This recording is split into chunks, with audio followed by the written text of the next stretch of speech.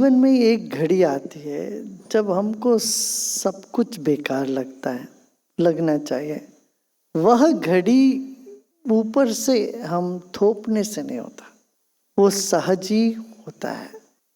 मगर सुनते रहने से उसके बारे में ये मन का जो बीमारी है ना, डिप्रेशन वगैरह से बच सकते हैं। डिप्रेशन का कारण यही है सुख की आशा। सुख की आशा पकड़ के बैठते हैं, वो मिलता नहीं तो डिप्रेस होते हैं आदमी। इतना जोर से सुख की आशा पकड़ के उसको खोजते हैं, वो मिलता नहीं और मिलने की संभावना नहीं दिखती तो आदमी को डिप्रेशन में चला जाता है। मगर हमारे भीतर एक ऐसी तत्व है जहाँ से सुख की अनुभूति होती है, इसका एक झलक भी मिल जाएगा तो कभी उस चीज को ढूंढते हुए नहीं जाएंगे, फिर एक अलग ही आयाम पर जीवन चलने लगता है। एक उदाहरण का ये है, देखिए पहाड़ में रहने वालों के लिए पहाड़ में कोई इतना आनंद नहीं मिलता। कब मिलता आनंद? जब वो समुंदर के किनारे जाते हैं, वहाँ बड़ा अच्छा लगता है। मौसम बढ़िया है, समुंदर के किनारे लहरों के सामने, वहाँ उनको आनंद तो वहाँ मिलता है। छुट्टी मनाने पहाड़ के लोग समुंदर के किनारे जाते हैं और समुंदर के किनारे जो बसे उनको वहाँ क्यों नहीं आनंद आता भाई? नहीं आता है। उनको आता है पहाड़ों में।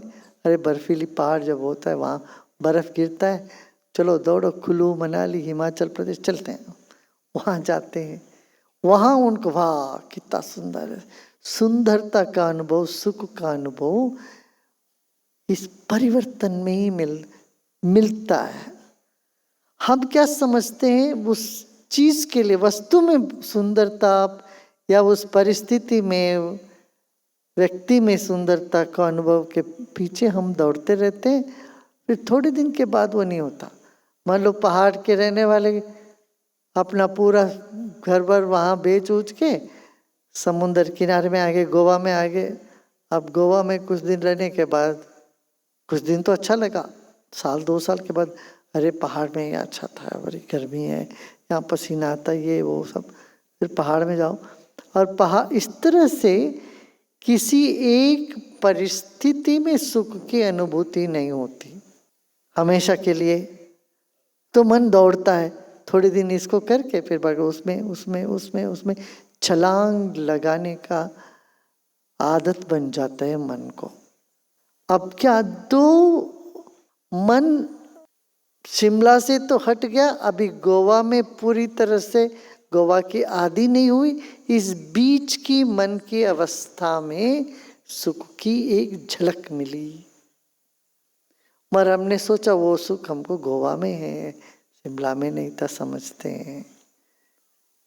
जीवन में हर परिस्थिति को तुम विश्लेषण करके देखो, जहां से तुम्हें सुख यहाँ मिलता है करके लगता है, थोड़े समय उसमें ज़्यादा गहराई में जाओगे तो वहाँ नहीं मिलता। क्यों? बहिर्मुखता में नहीं है, वो कहीं और है।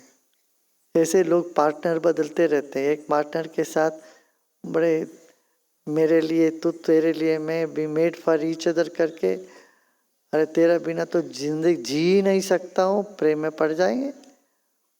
बस 6 महीने साल भर में बाप रे मैं क्या गलती कर बैठा, इनके साथ तो कभी नहीं रह सकता हूँ, ऐसे होने लगता हूँ। तो ये जो मन की जो बहिर्मुखता है, मन का स्वभाव है, और बहिर्मुखता में जाके सब जगह ठोकर खा खा के जब थक जाए मन, तब अंतर्मुखी होने के सिवाय कोई रास्ता ही नहीं हो उसको। तब अंतर्मुखी, तब भी यदि अंतर्मुखी हो जाए तो तर जाएंगे।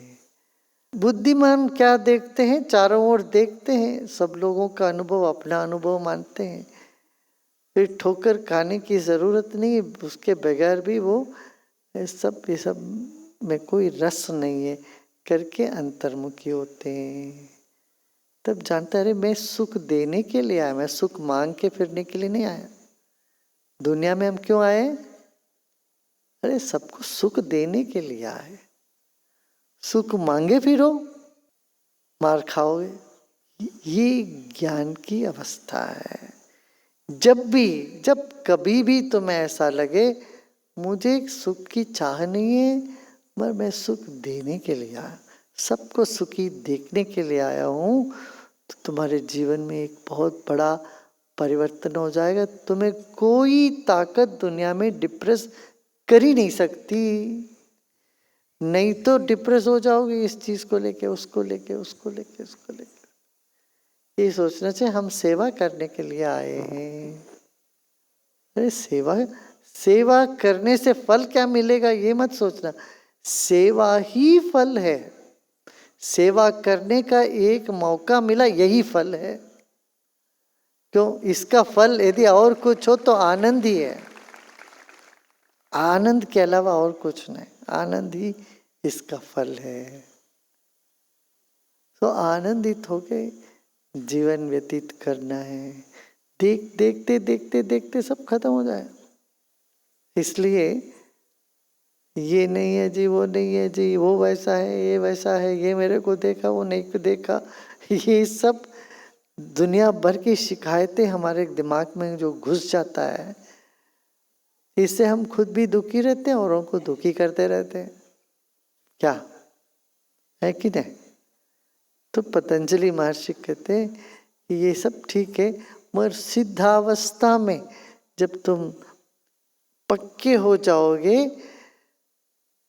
जीवन में पक जाओगे, तब तुमको लगेगा सर्वमेवं दुखम विवेकिना। जिनमें विवेक जागृत हो जाता है उनको लगता है सब दुख है, मगर वो किससे भागेंगे नहीं। दुख करके भागते कौन? उससे जो डरते हैं वो। अपमान से कौन भागते हैं? जिनको सम्मान चाहिए था, वो अपमान ना हो जाए हम भागते हैं। तो कहने का मतलब यही है, खिले रहो, खुल जाओ, खुले रहो, खिले रहो और खेलते रहो। जीवन एक खेल है। खेल में हार जीत को लेके कोई दुखी नहीं होता, दुखी होता तो बेवकूफ है। युद्ध का हार जीत दूसरी बात है, इसमें लाभ और नष्ट के बारे में सोचते हैं। युद्ध में हार जीत हो तो कुछ लाभ होता है, कुछ नष्ट होता है, पर खेल में हार जीत में कोई लाभ और नष्ट है क्या? बिल्कुल भी नहीं है।